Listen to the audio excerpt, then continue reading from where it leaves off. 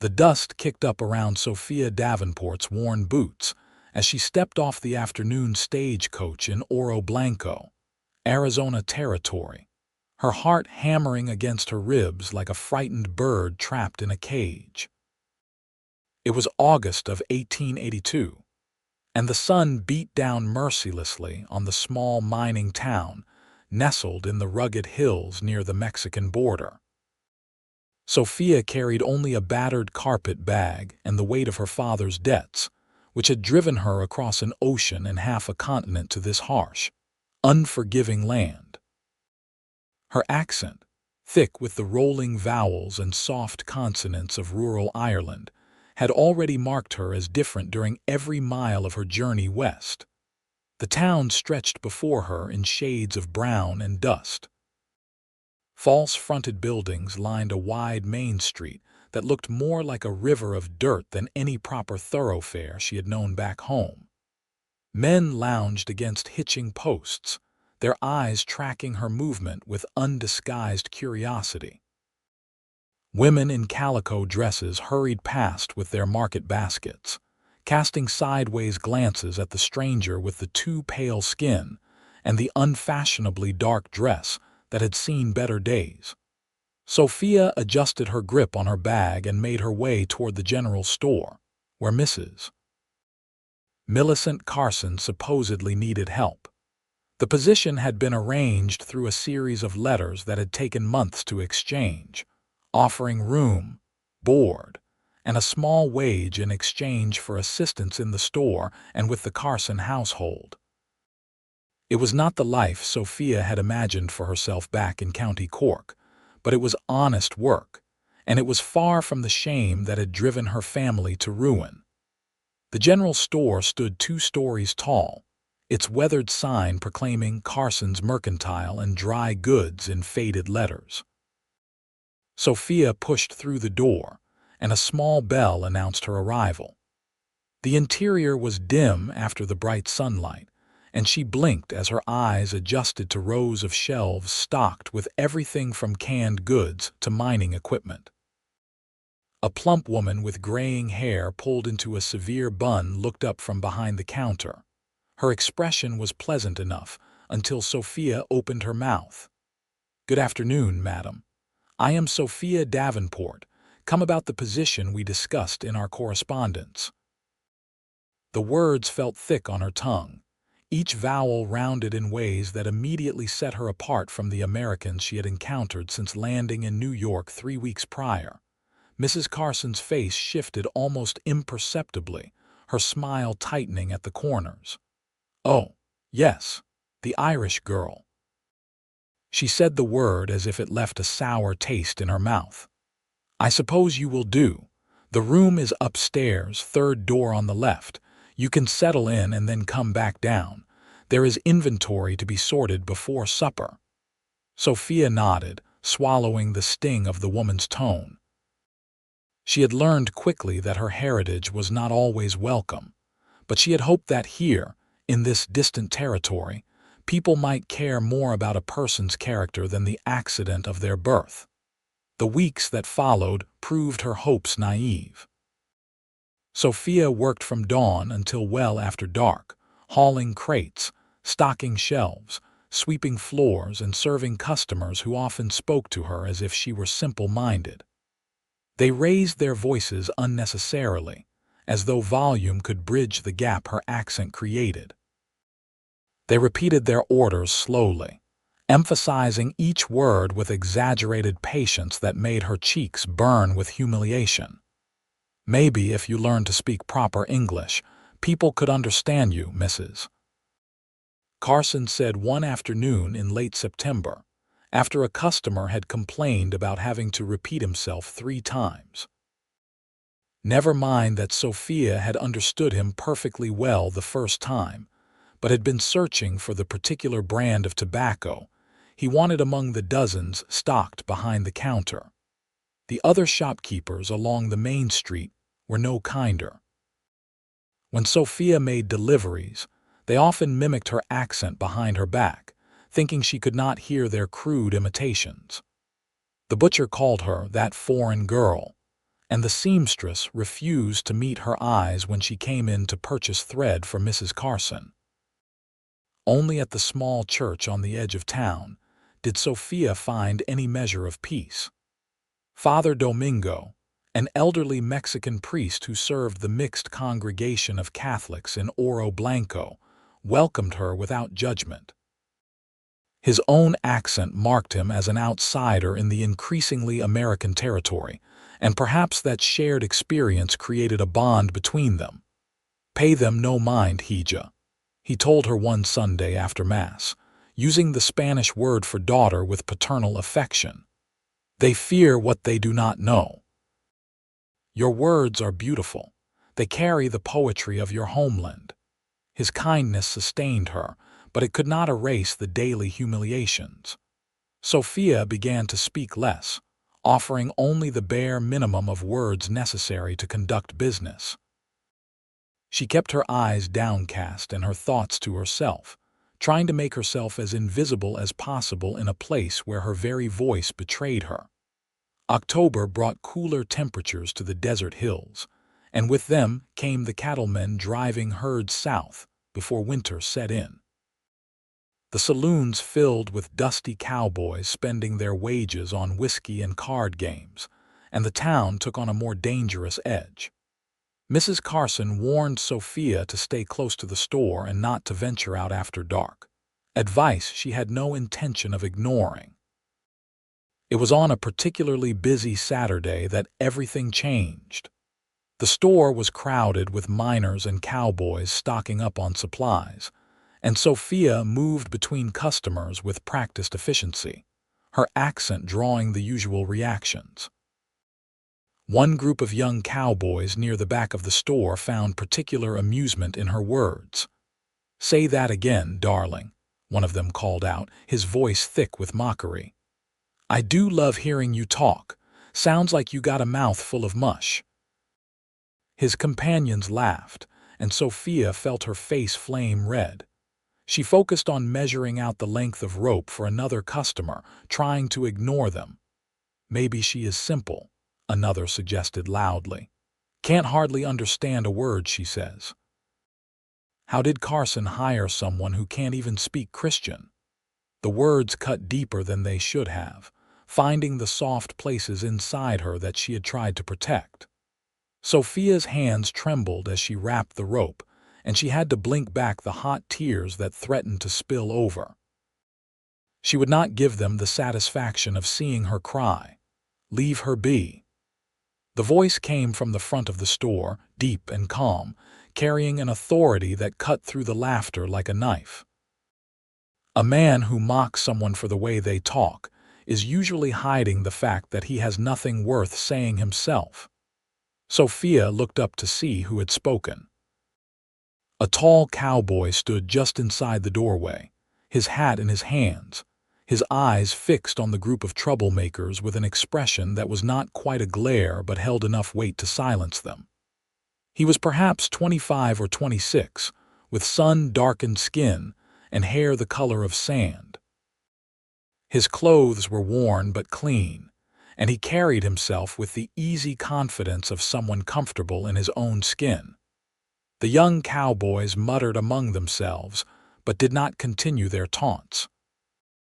The man who had spoken turned his attention to Sophia, and she found herself looking into eyes that were a striking shade of gray-blue, like the sky before a storm.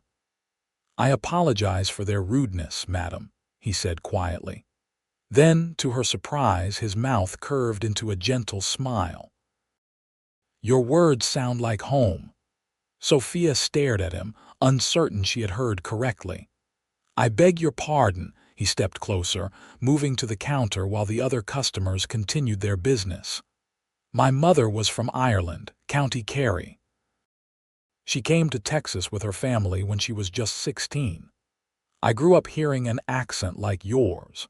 It has been 10 years since she passed, and I had forgotten how much I missed the sound of it." Something in Sophia's chest loosened, a knot she had not realized she was carrying. "I am sorry for your loss," she managed, her voice softer than she intended. "Thank you.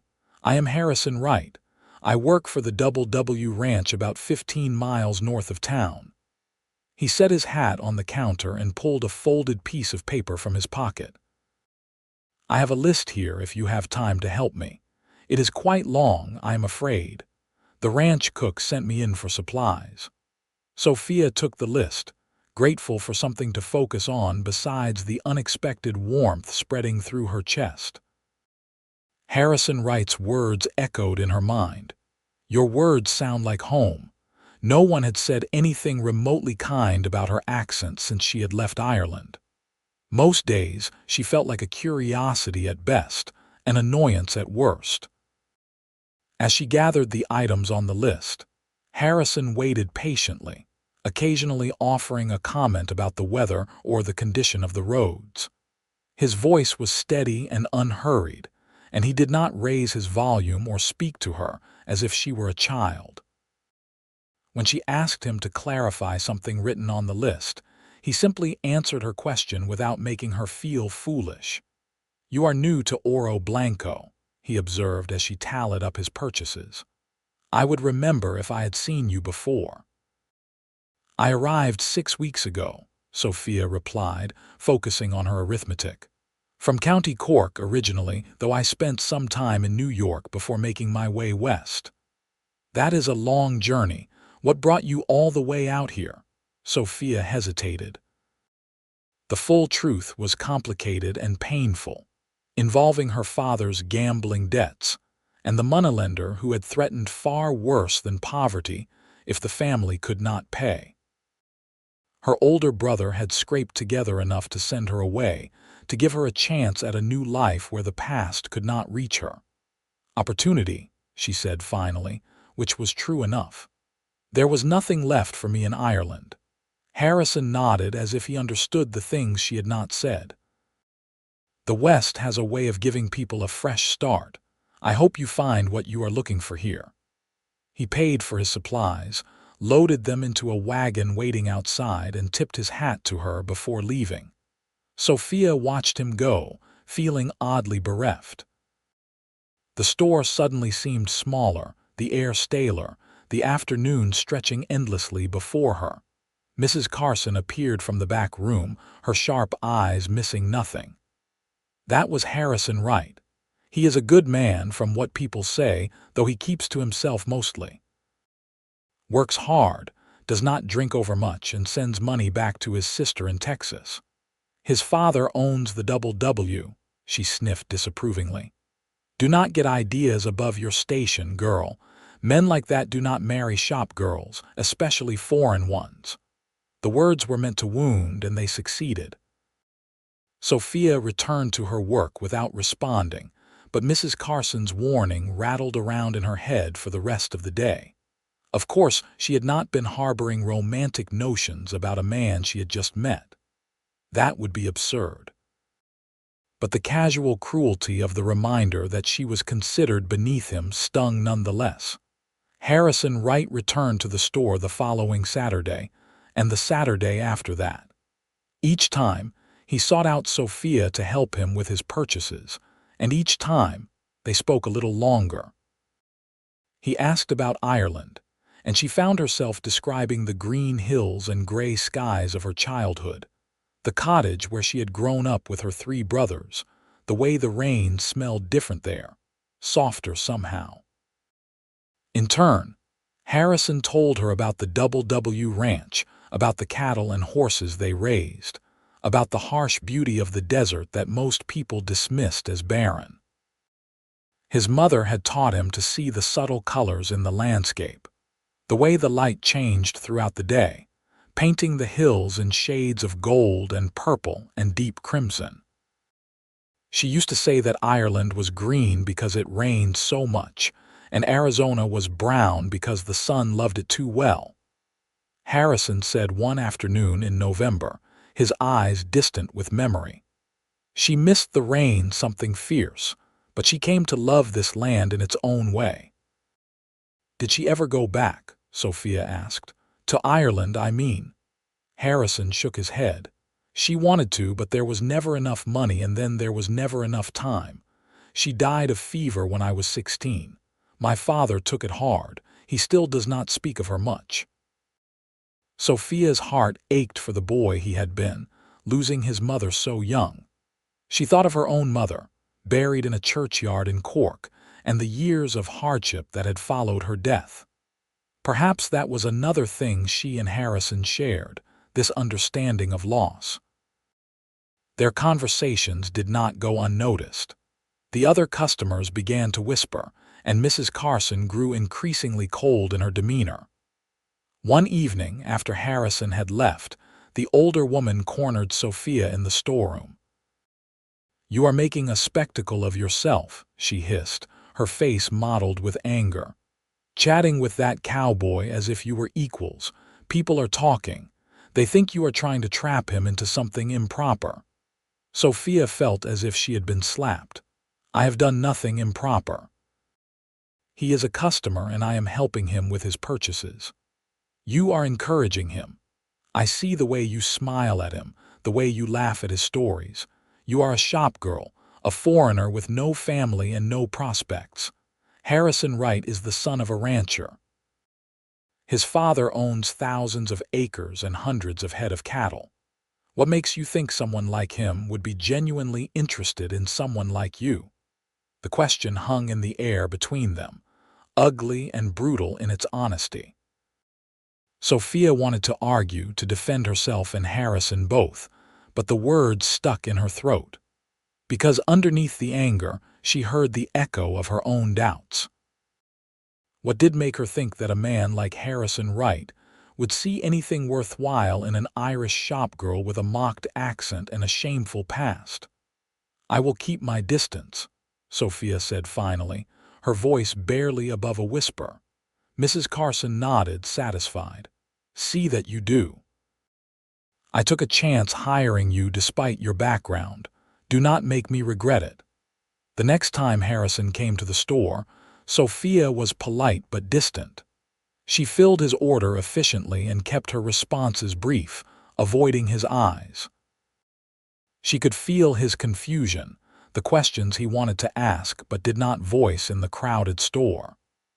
When he lingered after she had tallied his bill, clearly hoping for conversation, she busied herself with other tasks until he had no choice but to leave.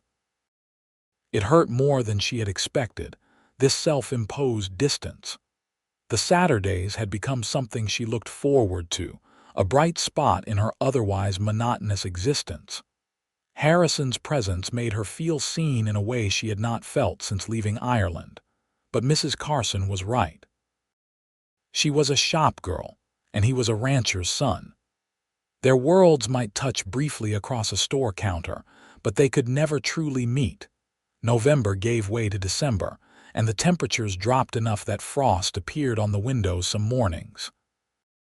The town prepared for Christmas with a fervor that surprised Sophia.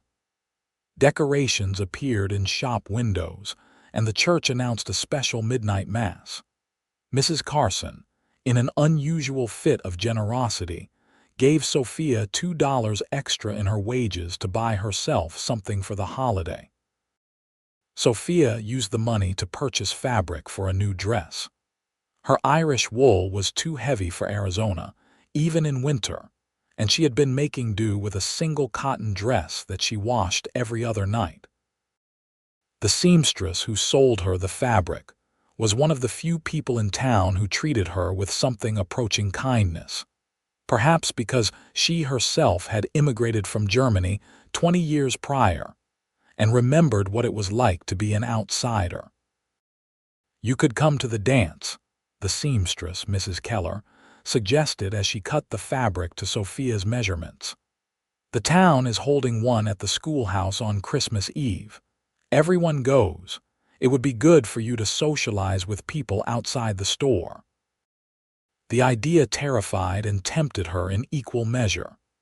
Sophia had not danced since before her mother died, but she remembered the joy of it, the music and movement and laughter. But she also remembered Mrs. Carson's warning about making a spectacle of herself. "I am not certain I would be welcome," Sophia admitted. Mrs. Keller waved her hand dismissively. "Nonsense. It is a community event. You are part of the community whether some people like it or not. You should come. Wear your new dress and hold your head high. You have as much right to be there as anyone. The words stayed with Sophia as she sewed the dress in the evenings after the store closed. She stitched the bodice carefully, focusing on making each seam perfect, trying not to think about whether Harrison Wright would be at the dance. It should not matter. She had been avoiding him for weeks now, and he had stopped coming to the store as frequently. The last time she had seen him, he had been polite but reserved, clearly taking his cue from her coolness. She missed him.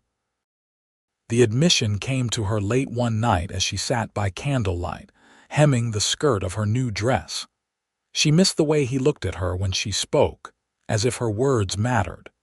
She missed the stories he told about the ranch and his mother and the West that he loved. She missed feeling like she was more than just the Irish girl with the funny accent. Christmas Eve arrived with clear skies and temperatures cold enough that people wore shawls and jackets after dark. Sophia dressed carefully in her new gown, a simple but flattering design in deep blue that made her gray eyes look almost silver. She pinned up her dark hair and allowed herself a moment of vanity, admiring her reflection in the small mirror above her washstand. The schoolhouse was bright with lanterns when she arrived, music spilling out into the night. Someone had hired a small band, and the sounds of fiddle and guitar filled the air with lively tunes. Inside, the desks had been pushed to the walls to create a dance floor, and what seemed like the entire population of Oro Blanco had crowded into the space. Sophia stood near the doorway, suddenly uncertain. She recognized many faces from the store, and the looks they gave her ranged from surprise to disapproval. Mrs. Carson was there with her husband, a quiet man who seemed perpetually overshadowed by his wife's forceful personality.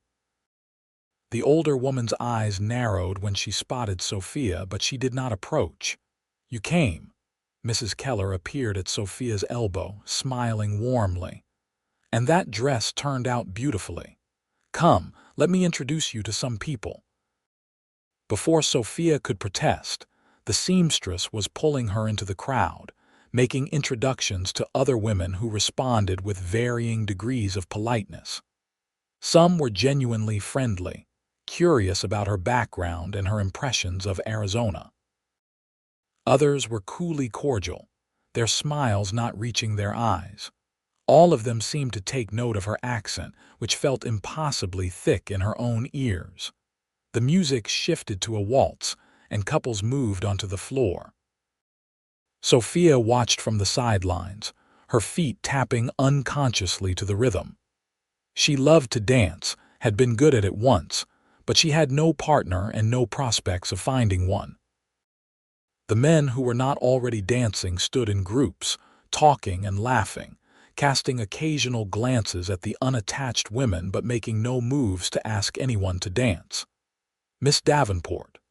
She turned at the sound of her name and found Harrison Wright standing behind her. He was dressed more formally than she had ever seen him, in a clean white shirt and dark vest, his hair still damp as if he had recently bathed. He held his hat in his hands and his expression was serious. "Mr. Wright," she managed, her heart suddenly racing. "I did not expect to see you here." "I do not usually come to these things," he admitted, "but my father insisted. He thinks I spend too much time at the ranch and not enough time among people." He paused, then added, "I am glad I came. May I have this dance?" Sophia hesitated, acutely aware of the eyes watching them of Mrs. Carson's disapproving glare boring into her back. "I am not certain that would be wise." "Why not?" Harrison's voice was gentle but puzzled. "Have I offended you somehow? You have been avoiding me for weeks. If I said something or did something to upset you, I would like to know so I can apologize." "You have done nothing wrong," Sophia said quickly. It is only that people talk, and I do not wish to cause trouble for you or give anyone the wrong impression. Understanding dawned in Harrison's eyes. Someone said something to you about us. It was not a question. Sophia did not answer directly. I am a shop girl. You are a rancher's son. It is not appropriate for us to be seen as anything more than customer and merchant. Harrison's jaw tightened. That is the biggest load of nonsense I have ever heard. I do not care what you do for work or where you came from. I enjoy your company. I enjoy talking with you. And right now, I would very much enjoy dancing with you if you will let me. The waltz was ending, transitioning into another song. Sophia knew she should refuse. She should send Harrison away and avoid the gossip and speculation that would surely follow. But she was so tired of making herself small, of swallowing her words and her feelings to make other people comfortable. And when she looked into Harrison's eyes, she saw something that made her brave. Yes, she said, I would like to dance with you. His smile transformed his entire face, and suddenly she understood why Mrs. Carson had warned her away from him. Harrison Wright was not just a good man from a respectable family. He was kind and genuine, and when he looked at Sophia, he made her feel like she was the only person in the room. He led her onto the floor with confidence, one hand settling at her waist while the other clasped her fingers. The music swelled, and they began to move. Harrison was a good dancer, smooth and assured, guiding her through the steps with ease. Sophia let herself relax into the rhythm, remembering the dances of her youth, the joy of movement and music. You dance well, Harrison observed, his voice low enough that only she could hear. My mother taught me, Sophia replied. She said that dancing was like prayer, a way of celebrating being alive. My mother said something similar. She said music was the language everyone understood, no matter where they came from. They danced through 2 songs, then 3. Other couples moved around them, and Sophia was dimly aware of the stares and whispers, but she found she did not care as much as she thought she would. Harrison's presence seemed to create a bubble around them, a space where nothing else mattered. When the music finally paused, giving the band a chance to rest, Harrison did not immediately release her. Would you like to step outside for a moment? It is quite warm in here. Sophia nodded, and he guided her through the crowd to the door. The night air was crisp and cold, a welcome relief after the heat of so many bodies in one space. They stood on the schoolhouse steps, and Sophia wrapped her arms around herself against the chill. Here. Harrison shrugged out of his jacket and draped it over her shoulders before she could protest. It smelled like him, like leather and sage and something indefinably masculine. Better, thank you. Sophia pulled the jacket closer, aware that they were alone for the first time since they had met. You did not have to do this. Dance with me, I mean. I know people were watching. Let them watch. Harrison turned to face her fully, his expression earnest in the lamplight spilling from the windows. Sophia, I need you to understand something. I am not a man who does things because of what other people think. I danced with you because I wanted to, because I have wanted to ask you for weeks but never found the right moment. Sophia's breath caught. Harrison, I know we have not known each other long, he continued, but in the time we have spent talking, I have come to care about you. I admire your strength and your courage. I know it cannot be easy, being so far from home and working for someone like Mrs. Carson, who does not appreciate you the way she should. I know people have been unkind about your accent, and it makes me angry because when you speak, all I hear is something beautiful and rare. Tears pricked at Sophia's eyes. No one had ever spoken to her like this, with such sincerity and warmth. You barely know me. Then let me get to know you better. Let me court you properly if you will have me. The word court hung in the air between them, heavy with implication. Courtship meant intention, meant the possibility of a future together. It meant Harrison was serious about his feelings, serious enough to declare them publicly despite the difference in their stations. "Your father would never approve," Sophia said, grasping at the practical concerns that screamed at her to be cautious. "Mrs. Carson has already made it clear what she thinks of me encouraging your attention." "My father will approve of anyone who makes me happy," Harrison said firmly. "And Mrs. Carson is a bitter woman who has never recovered from the fact that her own daughter ran off with a traveling salesman instead of marrying the banker she picked out. Her approval is not required for us to build something together. You make it sound so simple." "Maybe it is simple. I like you." "You like me, or at least I hope you do. We enjoy each other's company. Why should we deny ourselves the chance to see where this might lead just because other people have opinions about how things should be?" Sophia wanted to believe him. She wanted to be brave enough to reach for this chance at happiness, to push aside her fears and doubts and simply say yes.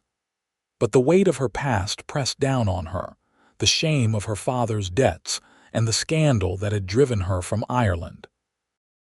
"There are things you do not know about me," she said quietly. "Things that might change how you feel."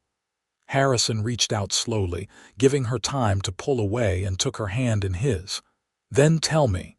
I am not going anywhere." The words tumbled out before she could stop them, the whole ugly story. Her father's gambling addiction that had started small and grown until it consumed everything. The debts that piled up faster than the family could pay them. The moneylender who had threatened violence if the money was not repaid. Her mother's illness and death, hastened by the stress and worry. Her brother's desperate scramble to gather enough money to save the family and send Sophia away to safety. "So you see," she finished, her voice raw with emotion, "I am not some respectable young woman starting fresh in the West. I am running from shame and debt and a past that would destroy me if it caught up to me. That is who I really am." Harrison was quiet for a long moment, and Sophia braced herself for his rejection. But when he spoke, his voice was gentle. "That is what happened to you. It is not who you are. You are not responsible for your father's choices or your family's struggles. You are someone who survived something difficult and had the courage to build a new life far from everything you knew. That is who I see when I look at you." Sophia's tears spilled over then, hot tracks down her cold cheeks. "How can you be so kind?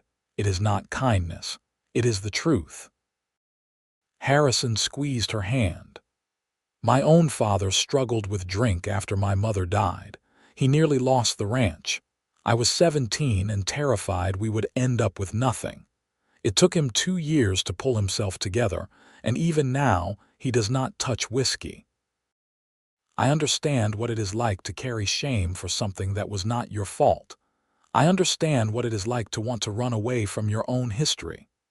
The connection between them deepened in that moment, forged from shared pain and understanding. Sophia looked up at Harrison and saw not pity in his eyes, but respect and affection. He saw her clearly, all of her, and he was still standing here asking to court her. "Yes," she whispered. "Yes, I would like that very much." Harrison's smile could have lit up the night sky. He raised her hand to his lips and pressed a gentle kiss to her knuckles, the gesture old-fashioned and sweet. "You have made me very happy." They returned to the dance shortly after, and if people stared at them more than before, Sophia found she did not mind. Harrison stayed by her side for the rest of the evening, dancing with her twice more and introducing her to several ranch hands from the Double W who treated her with easy friendliness. The message was clear. Sophia was under Harrison's protection, and anyone who disrespected her would answer to him. Mrs. Carson's face was pinched with disapproval when Sophia arrived back at the store late that night, but the older woman said nothing.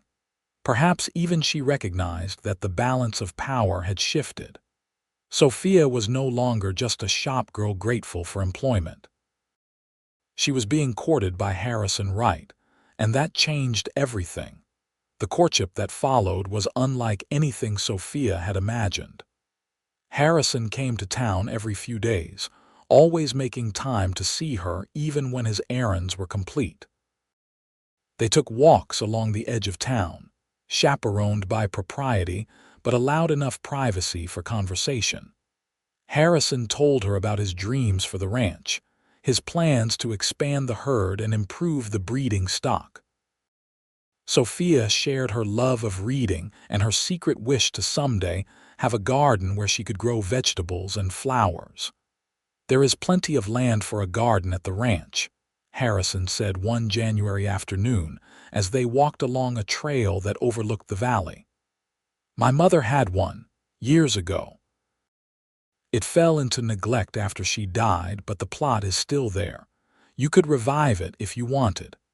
The suggestion was bold, implying a future where Sophia lived at the ranch, where she belonged there. Her heart raced at the implication. That is a long way off if it happens at all. "I am a patient man," Harrison said, "but I am also a man who knows what he wants. And I want you, Sophia Davenport. I want to build a life with you." They had known each other for less than 4 months, but Sophia did not doubt his sincerity. There was something solid and steady about Harrison, a reliability that made her feel safe in a way she had not felt since before her mother died, and her own feelings had grown beyond simple affection. She loved him. The realization had crept up on her gradually, but now it was undeniable. She loved his quiet strength, his gentle humor, the way he listened to her as if her thoughts and opinions mattered. She loved the way he defended her without making her feel weak, the way he included her in his plans for the future, as if her presence there was a certainty rather than a hope. February brought Harrison's father to town. Samuel Wright was a tall man in his early 50s, weathered by years of working under the Arizona sun. His resemblance to Harrison was striking, though his hair was more gray than blonde, and his eyes held a wariness that his son's lacked. Harrison brought him to the store one Saturday afternoon, his nervousness obvious in the way he kept adjusting his hat. "Father, this is Sophia Davenport." "Sophia, my father, Samuel Wright." Samuel looked at her with an intensity that made Sophia want to fidget, but she held his gaze steadily. This man's opinion mattered. His approval would make their path forward easier, his disapproval more difficult. "Miss Davenport," Samuel said finally, his voice rough, "my son speaks very highly of you." "He has been very kind to me, sir," Sophia replied, hyper-aware of her accent, of every vowel that marked her as foreign. "You are from Ireland," he said. "County Cork, sir. I have been in America for 5 months now." Samuel nodded slowly. "My late wife was from County Kerry." "She spoke like you do, with that lilt that makes everything sound like music." His eyes grew distant for a moment, lost in memory. Then he focused on Sophia again. "Harrison tells me he intends to marry you, that you make him happy in a way he has not been since his mother passed." That is high praise from a son who does not give compliments lightly. Sophia's mouth went dry. Marriage. They had danced around the subject, implied it in their conversations about the future, but hearing it stated so baldly was different. "He makes me happy as well, sir." "Good. That is what matters." Samuel glanced at his son, and something passed between them, some wordless communication. "You should come to dinner at the ranch next Sunday. See the place, meet the men who work for us. If you are going to be part of the family, you should know what you are getting into." The invitation was an acceptance, a blessing. Relief flooded through Sophia so strongly that her knees weakened. "Thank you, sir. I would be honored."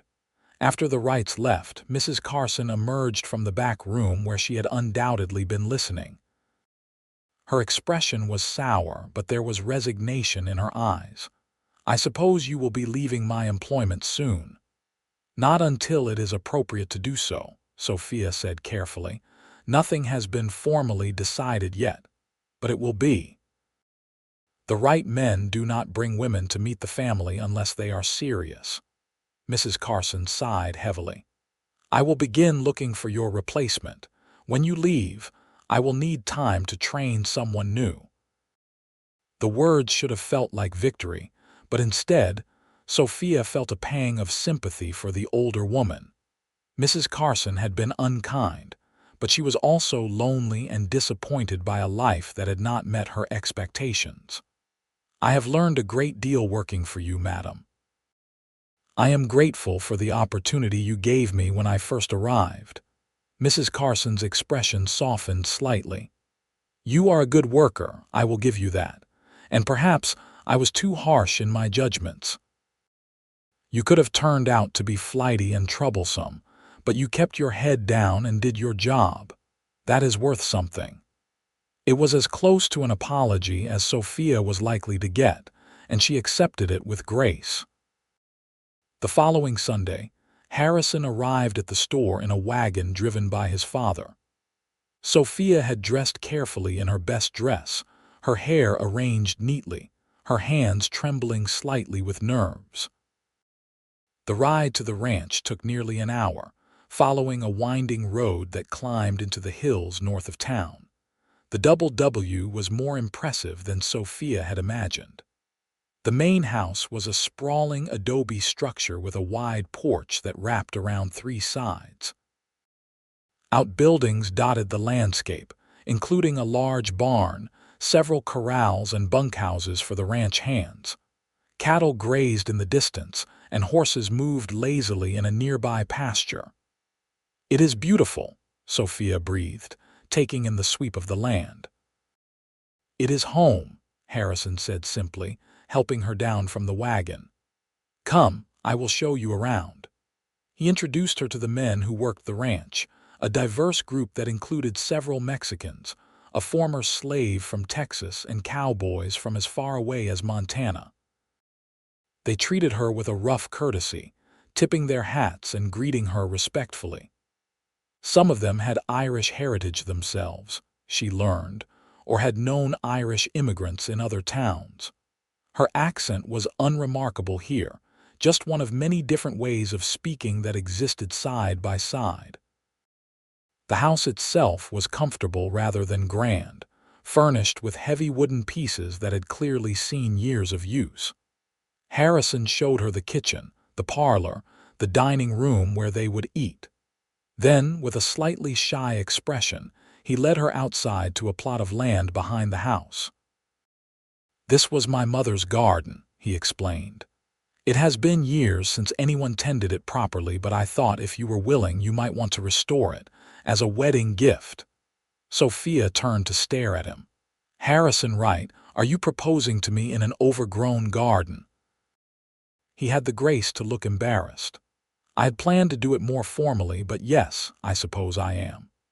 He took her hands in his expression earnest. I love you, Sophia.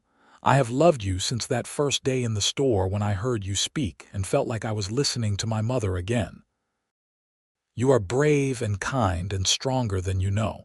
I want to spend my life with you. I want to give you a home where you never have to hide who you are or where you came from. I want to build a future together, here on this land. Will you marry me? Sophia's vision blurred with tears. Yes, she whispered. Yes, absolutely yes. Harrison pulled her into his arms, holding her close. She could feel his heart racing against her chest, matching the rapid beat of her own. When he finally released her enough to look at her face, he was grinning like a fool. I do not have a ring yet, he admitted. I wanted to ask you properly first before I spent the money. I do not need a ring to know you are serious, Sophia said, but she was touched by his consideration. Money was not something to waste on frivolity, especially for a ranching family that depended on good weather and good markets to survive. They returned to the house hand in hand, and Samuel Wright took one look at their faces and smiled. I take it congratulations are in order. She said yes, Harrison announced, his pride obvious. Samuel clasped his son's shoulder, then surprised Sophia by pulling her into a brief hug. "Welcome to the family, daughter. You will be good for him, and I think he will be good for you." Dinner was a simple but hearty affair: beef and potatoes and fresh bread. Samuel told stories about the early days of the ranch, when he and his wife had first arrived in Arizona territory with nothing but dreams and determination. Harrison added details and corrections, and Sophia listened, imagining herself as part of this history, part of this family's ongoing story. As the sun set and painted the sky in brilliant shades of orange and red, Harrison walked Sophia around the property, pointing out landmarks and explaining his plans for expansion. He spoke of breeding programs and water rights, of the challenges of ranching in an arid climate and the rewards of working land that had been in his family for over 30 years. "I know it will not be easy," he said, as they stood on a rise overlooking the ranch. "The work is hard and the weather can be brutal. There will be lean years and fat years and no guarantees of success. But I promise you, Sophia, I will do everything in my power to make you happy and to give you a life worth living." "You have already given me that," Sophia replied. "You gave it to me the day you told me my words sound like home."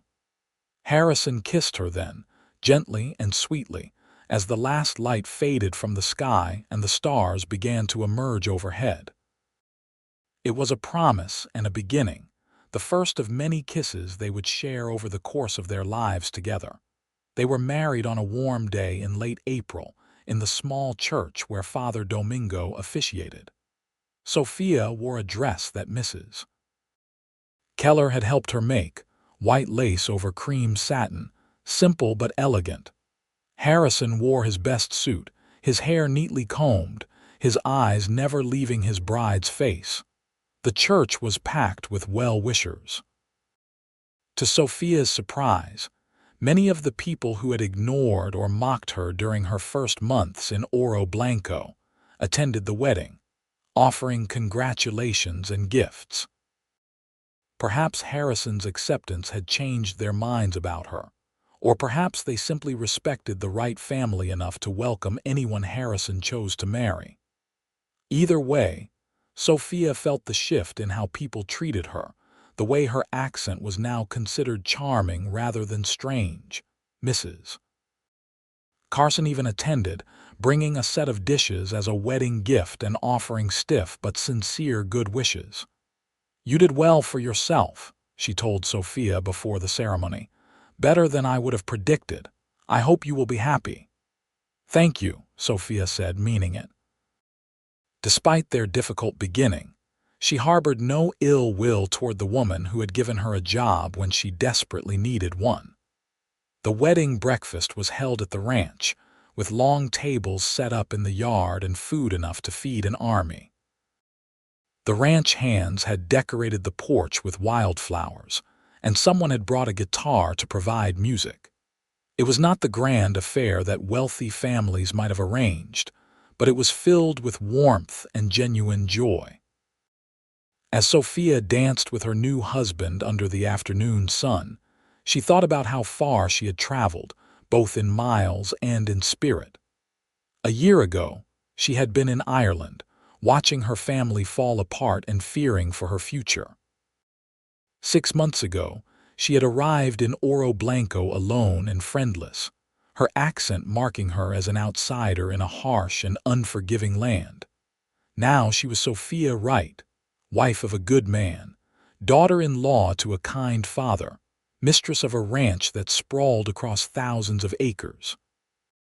She had a home, a family, and a future that stretched before her bright with possibility.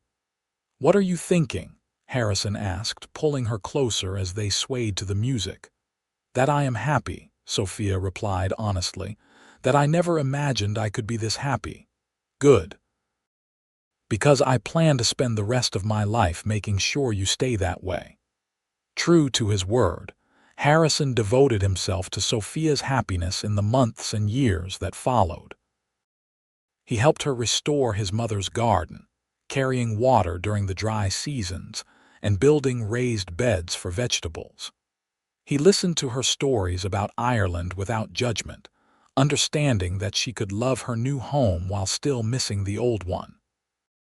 He defended her against the occasional person who still made comments about her accent, though those instances became fewer as time passed, and Sophia became an accepted member of the community. Sophia, in turn, threw herself into life on the ranch. She learned to ride horses, tentatively at first and then with growing confidence. She helped with the branding in spring and the roundups in fall, keeping the books and managing supplies. She developed a reputation as an excellent cook, hosting dinners for neighbors and business associates that helped Samuel Wright expand his connections. And she brought laughter back to the ranch house. Samuel later confessed that the place had felt like a tomb after his wife died, all silence and grief. But Sophia filled the rooms with music and conversation, with flowers from her garden and curtains she sewed herself. She brought life back to a place that had been merely existing. Their first child was born in March of 1884, a healthy boy they named Henry after Sophia's grandfather. He had his father's gray-blue eyes and his mother's dark hair, and he was doted on by everyone at the ranch. Samuel Wright, gruff and reserved with most people, melted into a puddle of affection whenever his grandson was nearby.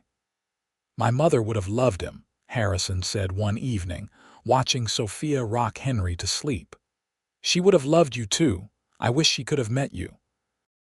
"I wish that as well," Sophia replied softly, "but I feel her presence here. In the garden, in the stories you tell, in the way your father's face softens when he talks about her. She is still part of this place." A year later, they welcomed a daughter they named Rose, after the wild roses that grew near the creek on the eastern edge of the property. She was a loud, demanding infant who kept them up at night and tested their patience during the day, but she also brought immense joy. Henry was enchanted with his baby sister, constantly wanting to help care for her. The ranch prospered under Samuel and Harrison's management. They expanded the herd, improved the water systems, and began breeding horses as well as cattle. Sophia's bookkeeping helped them identify areas where they could save money and invest more wisely. The Double W became known as one of the most successful operations in southern Arizona territory. Not everything was easy. There were droughts that tested their resources and made every day a struggle to keep the animals alive. There were market crashes that depressed cattle prices and forced them to tighten their belts. There was the year when rustlers stole nearly 100 head of cattle, and Harrison rode out with the sheriff's posse to track them down. Sophia spent 3 terrified days waiting for him to return, imagining every possible disaster. But he did return whole and safe, and the rustlers were caught and brought to justice. And after that, Sophia made him promise to be more careful, to remember that he had a wife and children who needed him. "I promise," he said, pulling her into his arms. "I am not going anywhere. You are stuck with me for the long haul." Sophia's relationship with her past evolved over the years. Her brother Patrick wrote occasionally, letters that took months to arrive, telling her about life in Ireland and the slow process of paying off their father's debts. Their father had died 2 years after Sophia left, his liver destroyed by drink. Patrick did not know where their other brothers had gone, but he was managing as best he could. Sophia sent money when she could spare it, though the amounts were never large. But she also sent long letters describing her life in Arizona, the ranch, her husband and children. She wanted Patrick to know that she had found happiness, that the sacrifice he had made in sending her away had been worth it. In 1889, Patrick wrote to say that the debts were finally paid. He was planning to emigrate himself, thinking perhaps to try his luck in New York or Boston. Would Sophia mind if he came to Arizona instead? He had always been good with horses, and he heard there was work to be found on the ranches out west. Harrison did not hesitate when Sophia showed him the letter. Of course he should come. Family is family. We will find work for him here, or help him get established somewhere nearby if he prefers. Patrick arrived that autumn, thinner than Sophia remembered, but with the same warm smile that had comforted her through their mother's death. He was amazed by the ranch, by the wide open spaces and the clear blue sky. And he fell in love with Arizona almost immediately, the way some people do with places that feel right in their bones. He proved his worth as a horseman within days, and Samuel offered him a permanent position. Within a year, Patrick had saved enough to buy a small plot of land adjacent to the W, where he started his own horse breeding operation. He eventually married a widow from Tucson, a kind woman with 2 young children of her own, and built a life that paralleled Sophia's in many ways. Having her brother nearby eased a loneliness Sophia had not fully acknowledged. Patrick understood her in ways that even Harrison could not, because he shared her memories of Ireland, of their parents, of the life they had left behind. Their children grew up as close as siblings, running back and forth between the 2 properties, learning to ride and work cattle together. The years passed in a blur of seasons and milestones. Henry grew tall and serious, taking after his grandfather in temperament. Rose was wild and fearless, always pushing boundaries and testing limits. They had 2 more children, another boy named Thomas and a girl named Grace, each one adding to the noise and chaos and joy of the household. Samuel Wright died peacefully in his sleep in the winter of 1895, having lived long enough to see his grandchildren grow and his ranch thrive. They buried him next to his wife in the small cemetery outside Oro Blanco, and Harrison mourned deeply, but without bitterness. His father had lived a full life and died content, knowing that the legacy he and his wife had built would continue. Harrison took over full management of the ranch, with Sophia as his partner in every decision. She had learned so much over the years, about cattle and horses, about managing men and negotiating contracts, about when to take risks and when to play it safe. Ranchers from across the territory sought her advice on bookkeeping and household management, and she became known as a savvy businesswoman in her own right. The turn of the century brought changes to Arizona territory. Towns grew larger, railroads expanded their reach, and statehood seemed increasingly likely. Oro Blanco transformed from a rough mining camp into a proper town with schools and churches, and even a small library. Sophia served on the library committee, donating books and helping to organize fundraisers. Her accent, once a source of shame and mockery, had become simply part of who she was. The younger generation in town had grown up hearing her speak and thought nothing of it. To them, Mrs. Wright's accent was no more remarkable than Mrs. Keller's German inflection or Father Domingo's Spanish cadence. Oro Blanco had become more diverse, more accepting, more willing to embrace differences. On their 20th wedding anniversary, Harrison took Sophia on a trip to San Francisco, their first real vacation since they had married. They stayed in a hotel with running water and electricity, marvels that still amazed people who lived in more rural areas. They ate in fancy restaurants and attended the theater and walked along the waterfront watching ships come and go. "You ever regret it?" Harrison asked one evening as they sat on a bench overlooking the bay.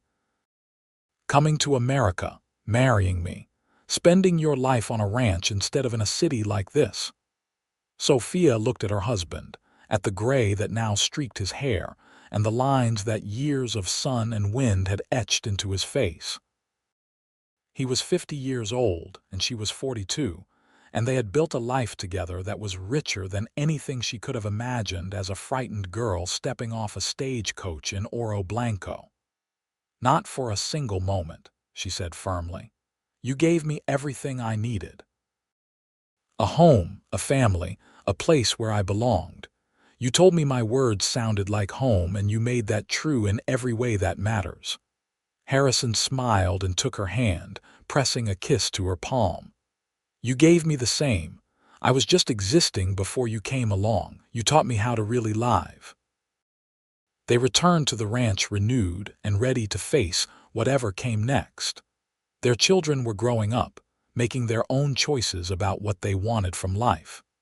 Henry had his eye on a girl from a neighboring ranch, and wedding plans were already being discussed. Rose had declared her intention to attend a teacher's college in Tucson, determined to get an education before she even thought about marriage. Thomas and Grace were still young enough to be content with ranch life, but Sophia knew their time would come too. The years continued to roll forward, bringing joys and sorrows in equal measure. Weddings and births, illnesses and recoveries, droughts and floods, good years and bad. Through it all, Sophia and Harrison stood together, their love deepening with every shared challenge and triumph. On a warm evening in 1910, Sophia sat in her restored garden, now lush and thriving after nearly 30 years of care. She was 60 years old, a grandmother several times over, her dark hair now streaked with silver. Harrison sat beside her on the bench he had built decades earlier, his hand wrapped around hers as it had been countless times before. "Tell me again," she said softly. "Tell me what you thought when you first heard me speak." Harrison smiled, the request familiar after all these years. "I thought your words sounded like home, like rain on a thatched roof and green hills rolling to the sea, like my mother's voice singing me to sleep when I was small, like everything I had lost and everything I hoped to find." He paused, then added, "And I was right. You have been my home ever since."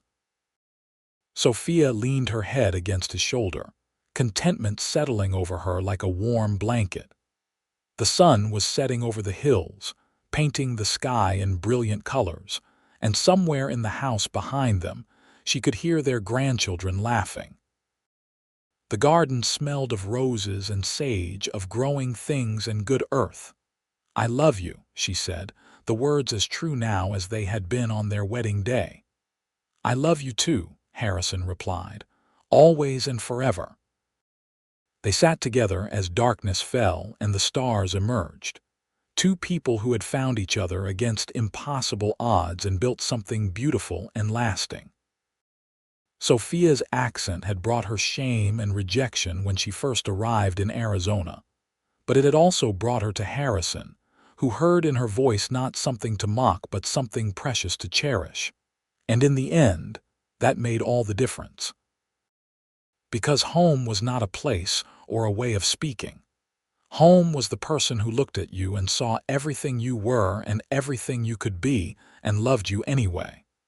Home was the life you built together, day by day, year by year, through good times and bad. Home was here in this garden, on this ranch, with this man who had seen her clearly from the very beginning and never looked away. As the years continued into the 1910s, the Wright family legacy grew stronger. Henry took over more of the ranch operations, allowing Harrison and Sophia to step back slightly from the daily grind of work. Rose returned from her teaching college and opened a school in Oro Blanco, educating the children of ranchers and miners alike. Thomas showed an aptitude for horse breeding that rivaled his Uncle Patrick, and Grace surprised everyone by developing a talent for business negotiations that made her invaluable during cattle sales. Arizona achieved statehood in 1912, and Oro Blanco celebrated with a parade and festival that drew people from across the region. Sophia and Harrison watched from their wagon as their children and grandchildren participated in the festivities, a testament to how deeply rooted their family had become in this land. Patrick and his wife had raised their blended family with the same love and care that Sophia and Harrison showed their own children. The two families remained closely connected, celebrating holidays together and helping each other during difficult times. Patrick often joked that he and Sophia had done well for themselves, considering how their lives had started in Ireland, and Sophia could not disagree. Sophia continued to tend her garden well into her 70s, though she moved more slowly now and relied on her grandchildren for the heavier work. The plot had expanded over the decades, incorporating more varieties of vegetables and flowers than had originally grown there. It had become a gathering place for the family, somewhere they came to talk and laugh and remember.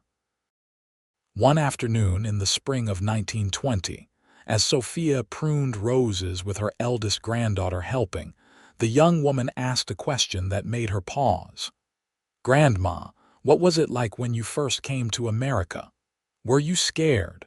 Sophia considered the question carefully. Her granddaughter was 17, the same age Sophia had been when she left Ireland, and perhaps that was why the question resonated so deeply. "I was terrified," Sophia admitted. "Everything was different. The language, the customs, the landscape, and people were not always kind. They mocked the way I spoke and treated me as if I was less than them because I was foreign and poor. But Grandpa was different," the girl said. "It was not a question. Your grandfather saw me when others only saw a stereotype. He heard beauty in my voice when others heard only strangeness. He gave me the courage to be myself instead of trying to hide who I was." Sophia smiled at the memory. "He told me my words sounded like home, and in doing so, he became my home." The granddaughter was quiet for a moment, then said, "I want to find someone like that. Someone who sees me for who I really am." "You will," Sophia assured her. "And when you do, hold on tight. True love, the kind that lasts a lifetime, is built on respect and understanding. It is built on seeing each other clearly and choosing to stay anyway." Harrison's health began to decline in 1922, though he fought against the limitations of age with characteristic stubbornness. He still insisted on riding out to check on the cattle, on making decisions about the ranch, on being useful. Sophia watched him with a mixture of exasperation and admiration, understanding the need to remain vital even as the body weakened. One evening in early autumn, they sat together on the porch as they had done thousands of times before, watching the sunset paint the sky. Harrison's breathing was labored, and Sophia knew without being told that their time together was growing short. "No regrets," Harrison said suddenly, his voice rough but firm. "I want you to know that. I have lived a good life, a full life because of you." Sophia blinked back tears. "You gave me that life. You saved me, Harrison."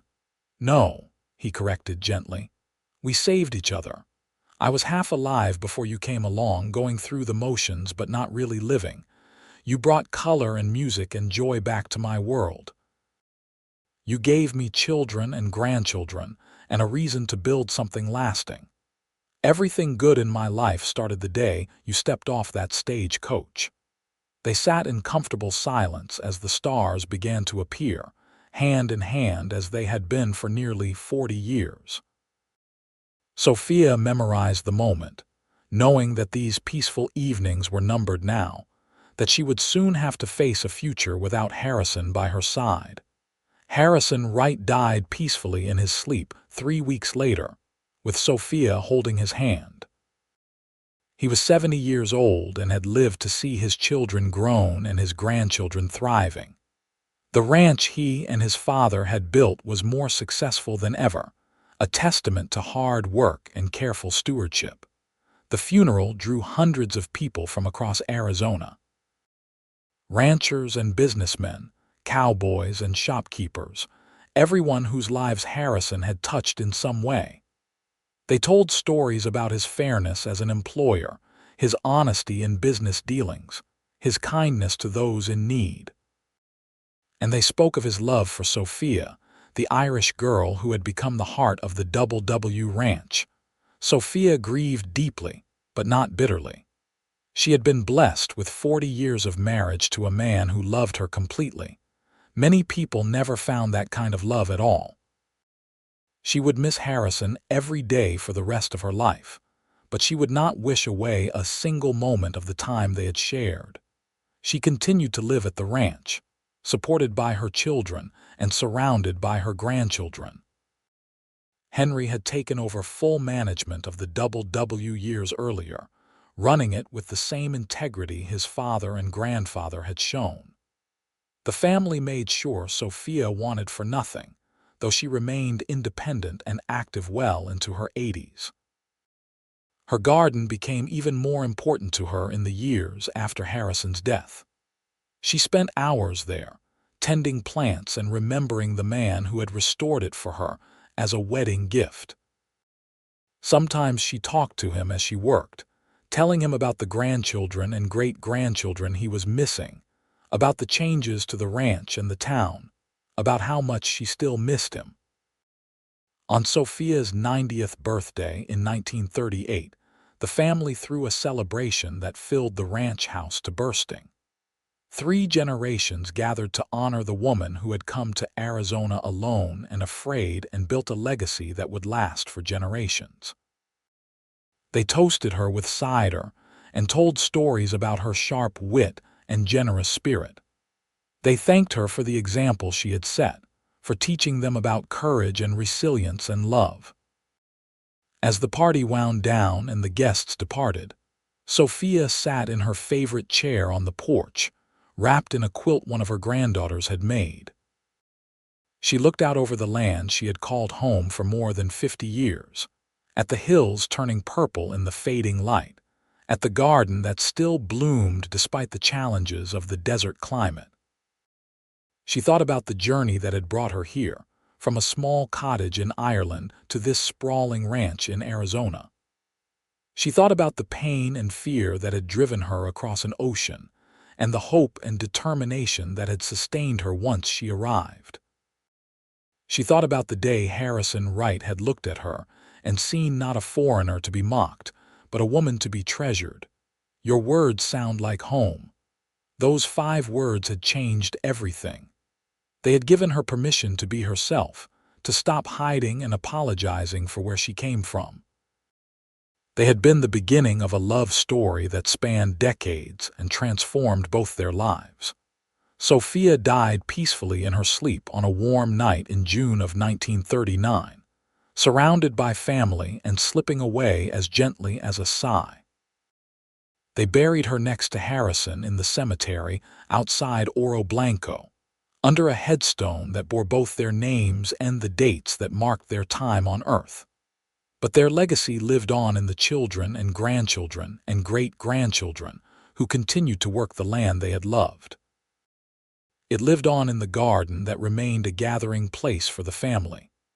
It lived on in the stories passed down through generations, about the Irish girl with the beautiful accent and the cowboy who recognized the sound of home when he heard it. And it lived on in the lesson they had taught through the example of their lives. That love sees beyond surface differences to the heart beneath. That home is found not in places or possessions, but in people who truly see us. And that the bravest thing anyone can do is remain authentically themselves, even when the world demands conformity. The W Ranch continued to thrive well into the 20th century and beyond, stewarded by Harrison and Sophia's descendants, who never forgot the foundation their ancestors had laid. And whenever family members gathered in the garden or walked the land that had been tamed and shaped by those who came before, they remembered the love story that had made it all possible, a young woman from Ireland who refused to let shame define her. A cowboy who heard music in her accent instead of something to mock. And the life they built together, one day and one choice at a time, until they had created something so beautiful and enduring that it outlasted them both, in the end. That was the truest measure of their love. Not in the years they had together, though those were precious. Not in the children they raised, though they were a source of pride and joy. But in the way their story continued to inspire, generation after generation, teaching anyone who would listen that home is not where you are from, but where you are loved for exactly who you are. And Sophia Davenport Wright, who had once been ridiculed for her accent until a cowboy told her that her words sounded like home, had found the greatest home of all in the arms of a man who loved her completely, understood her deeply, and cherished her always. Their love had been the truest kind of homecoming, and it had made all the difference.